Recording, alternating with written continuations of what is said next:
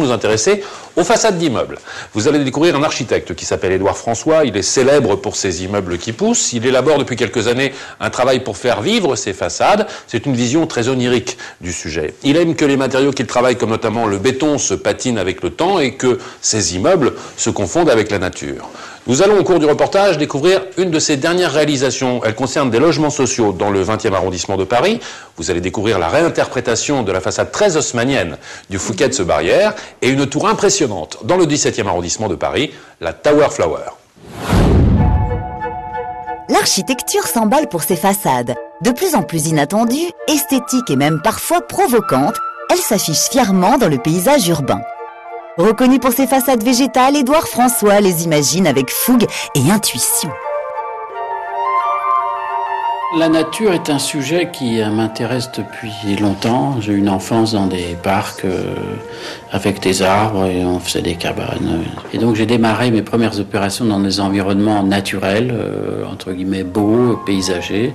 Et je me suis aperçu finalement qu'en travaillant sur les plantes et une analogie entre le bâtiment et son contexte, on arrivait à faire des choses économiquement extrêmement cheap et en même temps extrêmement riches en imaginaire. L'écologie est un sujet sur lequel je suis sensible depuis longtemps, mais avec ma porte d'entrée. C'est comment essayer dans un site donné de le laisser intact.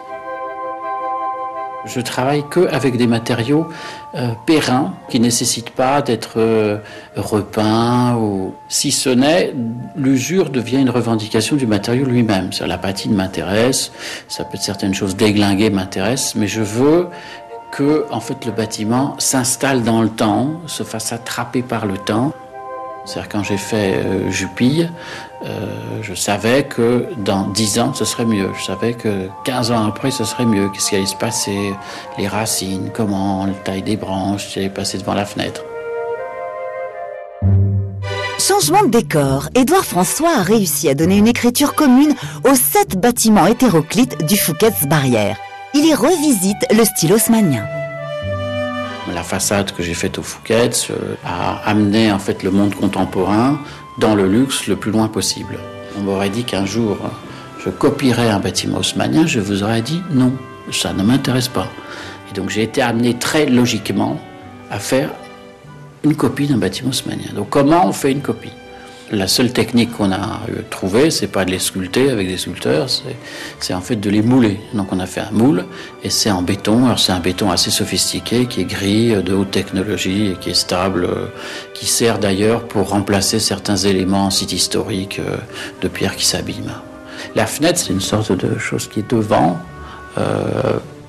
la façade et on a l'impression qu'en fait c'est posé, comme si le décor passe derrière. Donc en fait c'est une sorte de caisson, une boîte à lumière.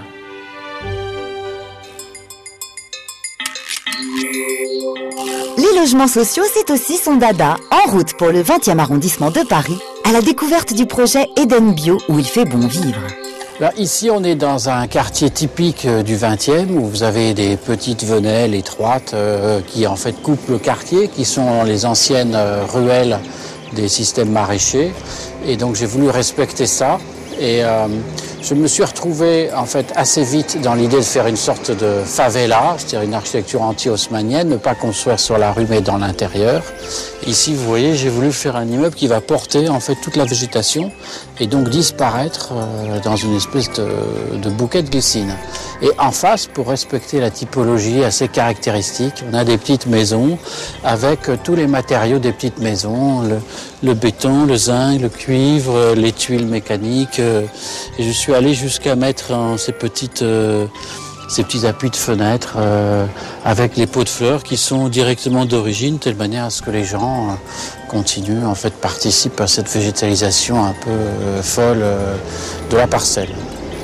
J'ai mis tout l'argent dans la terre et on a planté très très petit, donc c'est pour ça, vous voyez, c'est tout marron.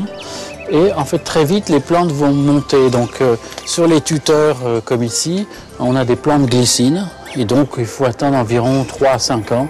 Et donc, par le fait qu'il est en fait en biais, l'immeuble, en perspective, il va apparaître comme étant entièrement vert, tout en atténuant en fait le vis-à-vis qui est entre les sur de chaque côté de la ruelle.